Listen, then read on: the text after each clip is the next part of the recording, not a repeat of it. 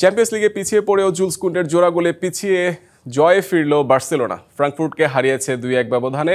Inter মিলানকে 1-0 গোলে হারিয়েছে Liverpool. অঘটনের শিকার চেলসি আটালান্টার কাছে হেরেছে 2-1 ব্যবধানে।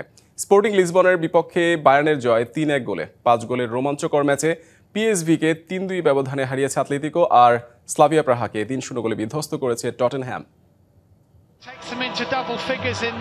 ক্যাম্প নুতে অন্যরকম আবহ। 3 বছর পর চ্যাম্পিয়ন্স লিগের ম্যাচ। প্রত্যাবর্তনের উপলক্ষটা রঙিন করেছে বার্সেলোনা। স্বাগতিকদের জয়ের নায়ক জুলস কুন্ডে। ইউরোপ সেরার আসরে 2 ম্যাচ পর জয় ফিরল ব্লগ্রানা।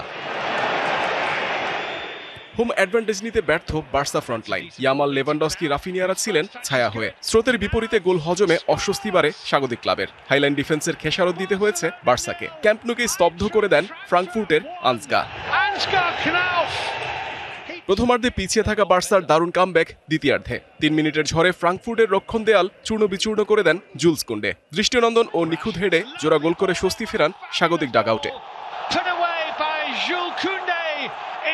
পরে বল দখলে বার্সা মনোযোগ দেয়, পরিবর্তন আসেনি স্কোর লাইনে। 6 ম্যাচে 10 পয়েন্ট নিয়ে টেবিলের 14তে উঠে এসেছে হ্যান্সি ফ্লিকের দল।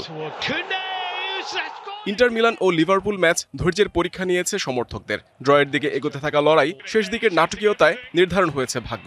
এক ফাউলের ঘটনায় ইন্টার মিলান জয় বঞ্চিত ম্যাচ শেষের 3 মিনিট আগে।